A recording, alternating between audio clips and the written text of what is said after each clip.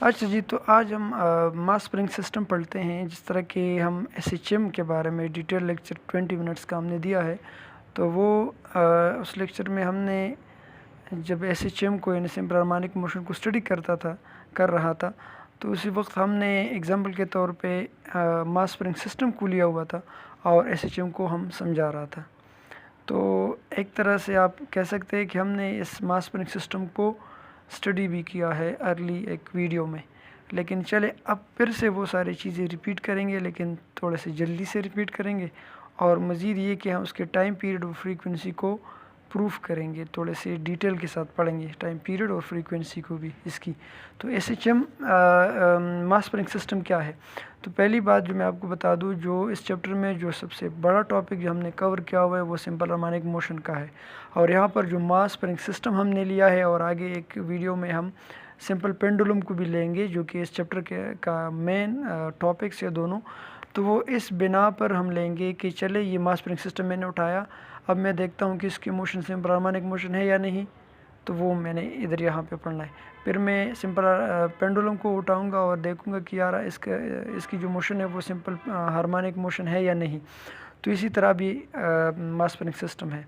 तो जल्दी से इसको जस्ट रिपीट कर लेते हैं। Consider a body of mass m attached to the end of the elastic spring is shown in the figure में देखिएगा कि एक बॉडी है और वो क्या है, उसके साथ एक स्प्रिंग है जो इलास्टिक स्प्रिंग है, और इसके साथ मास अटैच है। और जब मास अटैच है तो क्या है, now if we displace the body from its mean position O to the extreme position A, अगर ओ से ए तक बॉडी को डिस्प्लेस कर ले यानी मेन पोजीशन से एक्सट्रीम पोजीशन तक, then on releasing the body at A, और ए से फिर दोबारा बॉडी को रिलीज़ कर ले, छोड़ ले, the body comes back toward the mean position O due to restoring force F, जिस तरह के पिछले लेक्चर में हमने पढ़ा है। तो बॉडी जो है ए पोजीशन से जो है मेन पोजीशन की तरफ आएगा, और मेन पोजीशन की तरफ क्यों आएगा? रिस्टोरिंग फोर्स की वजह से, यानी स्प्रिंग के अंदर रिस्टोरिंग फोर्स स्टोर हुआ होगा। On the way its velocity increase due to which the body doesn't stop at mean position हो। जिस तरह के पहले लेक्चर में था, बिल्कुल वही चीज़ें मैं रिपीट कर रहा हूँ।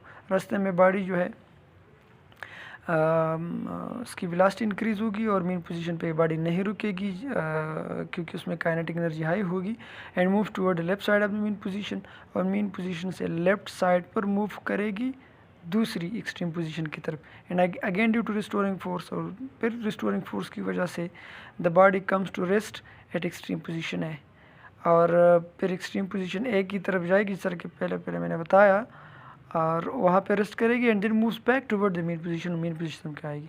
तो नचोड़ ये हुआ, खुलासा ये हुआ कि body main position extreme position की तरफ चला गया, फिर एक्सट्रीम पोजीशन से वो बॉडी वापस चलने लगी, मेन पोजीशन पे वो स्टॉप नहीं हो सका, दूसरी एंड पर चली गई और दूसरी एंड से वापस मेन पोजीशन तरफ आ गई। तो ये इलास्टिक स्प्रिंग की हम बात कर रहे हैं।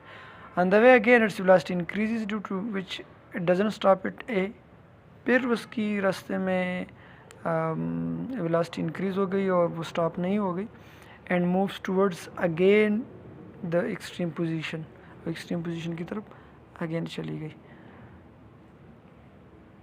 ठीक है, हो गया।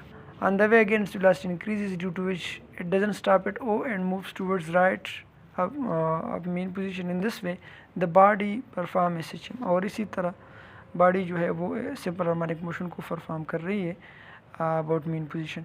Now according to Hooke's law, यहाँ पे हुक्स लॉ को यहाँ पे हम लेके आते हैं क्योंकि स्प्रिंग है और स्प्रिंग में हुक्स लॉ हम डिस्कस कर सकते हैं।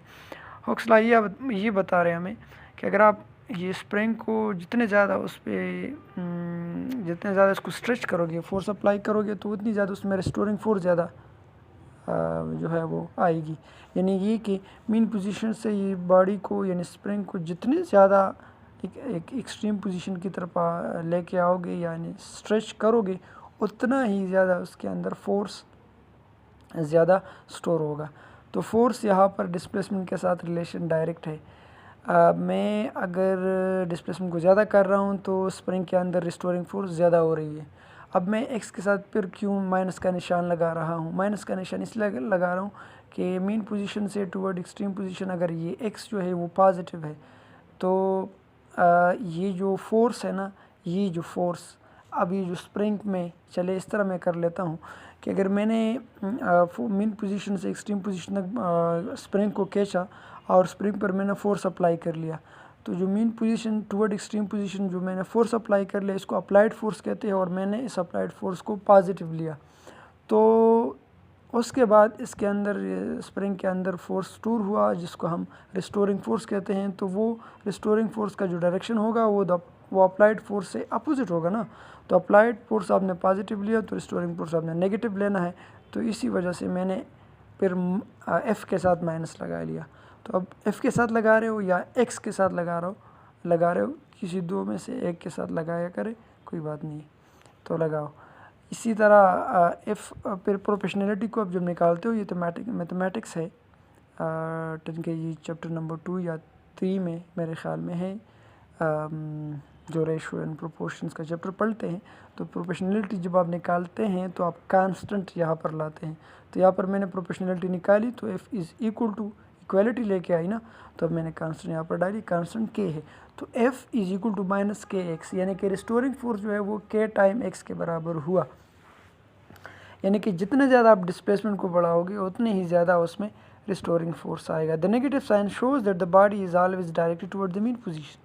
और नेगेटिव साइन ये शो कर रही है कि बॉडी हमेशा की तरह मीन पोजीशन की तरफ आएगी। यानी कि हमेशा बॉडी जब मीन पोजीशन की तरफ आएगी ना, तो prime mean position toward the end, ये बॉडी जो होती है ना आपने उसको पॉजिटिव लेना है। लेकिन जब भी इस सिंपल हार्मोनिक मोशन में body toward the mean position जाएगी ना, तो इसकी डायरेक्शन नेगेटिव होगी। ये बात ध्यान में रखनी है। जब भी कोई बॉडी, जब भी कोई पैरामीटर, जब भी कोई फिज़िकल क्वांटिटी उसकी मैग्नीट्यूड या डायरेक्शन जो है, क्योंकि स्केलर क्वांटिटीज़ है ना, टुवर्ड द मीन पोजीशन है तो वो आपने नेगेटिव लेना है। अच्छा, अब इस तरह कर लेते हैं कि हमारे पास ये जो इक्वेशन नंबर 1 आया F is equal to minus k x. अब ये एफ़ जो है एम ए के बराबर है from Newton second law. So F is equal to M A. जब F is equal to M A हमने कर लिया तो ये फिर हम एफ़ की जगह पर इक्वेशन 1 में एम ए डाल लेते हैं, यानी कंपेयरिंग इक्वेशन 1 एंड इक्वेशन 2 दोनों को कंपेयर कर लेते हैं। जब हमने कंपेयर कर लिया तो एफ़ की जगह पर हम ये कर सकते हैं m a is equal to minus k x. अब यहाँ पर एम ए के एक्स के बराबर हुआ, फिर एक को अपनी जगह पे छोड़ लिया और ये जो एम है इस राइट साइड पे उसको मूव किया, तो is a whole K by M into X आ गया। A is equal to minus K by M into X आ गया इक्वेशन 3। और फिर A is equal to constant minus X आ गया, क्योंकि के क्या है, किसी स्प्रिंग की क्वालिटी है। के मजबूत स्प्रिंग है उसकी के की वैल्यू कोई और होगी। मजबूत स्प्रिंग नहीं, ये कमज़ोर है, उसकी के वैल्यू अलग होगी। तो ये एक ख़ास स्प्रिंग के साथ वो रिलेट करता है, लिहाजा के तो चेंज ही नहीं होने वाला। इसी तरह स्प्रिंग का जो मास है वही रहेगा, तो मास भी तब्दील नहीं हो सकता। जब दोनों चीज़ें तब्दील नहीं हो सकती तो इसका मतलब ये हो कि के बाई एम दोनों जो है वो कांस्टेंट है। कांस्टेंट आप निकाल सकते हैं, इक्वालिटी को प्रोपोर्शनैलिटी में तब्दील कीजिएगा तो ये रिलेशन सा जो है यहाँ पे प्रूफ हुआ, acceleration is directly proportional to displacement. और जब ये रिलेशन प्रूफ हुआ तो ये किस चीज़ की तस्दीक हो गई, ये इस बात की तस्दीक हो गई कि ये मास स्प्रिंग सिस्टम जो है इसका जो मोशन है वो सिंपल हार्मोनिक मोशन है। समझ गए ना, यही पूरा दावा ये था और दावा मैथमेटिकली प्रूफ हुआ। सो relation 4 represents the mathematical form of simple harmonic motion. So the mass spring system execute simple harmonic motion, जिससे ये अंदाज़ा हो गया कि सिंपल हार्मोनिक ये जो मास स्प्रिंग सिस्टम है ये सिंपल हार्मोनिक मोशन है। अब इस तरह कर लेते हैं कि टाइम पीरियड को, मास स्प्रिंग सिस्टम के लिए टाइम पीरियड को निकाल लेते हैं। The time period in terms of angular frequencies given by. अब यहाँ पर आपने इसको याद करना है कि एंगुलर फ्रीक्वेंसी क्या होती है, टाइम पीरियड क्या है, इन दोनों का रिलेशन क्या है। यहाँ पर आपने डायरेक्ट इसको याद करना है, क्योंकि इसके बाकी क्लास के साथ रिलेट ताल्लुक़ है।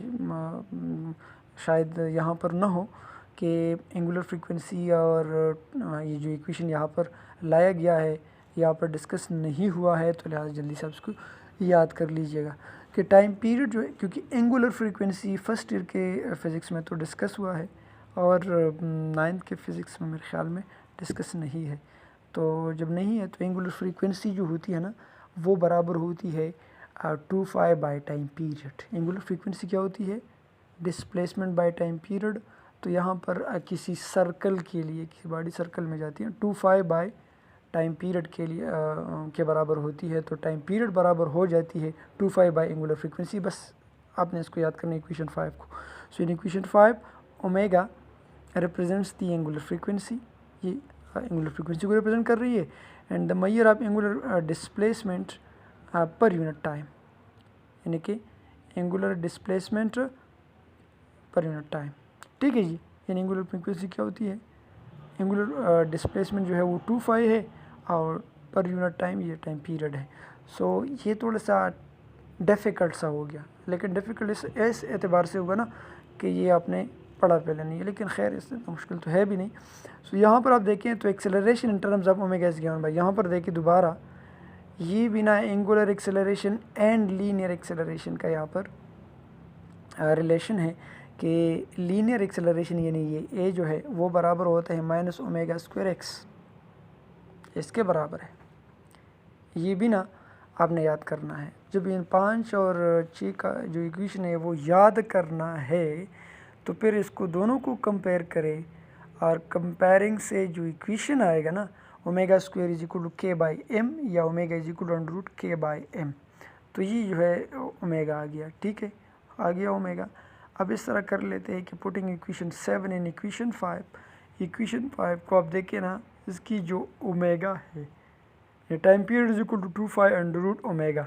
अब ओमेगा के लिए हमने दूसरा रिलेशन इक्वेशन नंबर 6 को याद किया, और जब हमने उसको याद कर लिया उसको फिर हमने कंपेयर करके मज़ीद ओमेगा की वैल्यू को यहाँ पर लेके आए, omega is equal to under root k by m, फिर जाके इक्वेशन 5 में ओमेगा की जगह पर हम डालेंगे under root k by m. क्या डालेंगे, 2 अपनी जगह पर divided by under root k by m. So time period बन गया 2 under root m by k, m by k ये टाइम पीरियड बना, और फ्रीक्वेंसी बिल्कुल इसकी अपोजिट है तो वो 1/2 under root k by m बन जाएगा।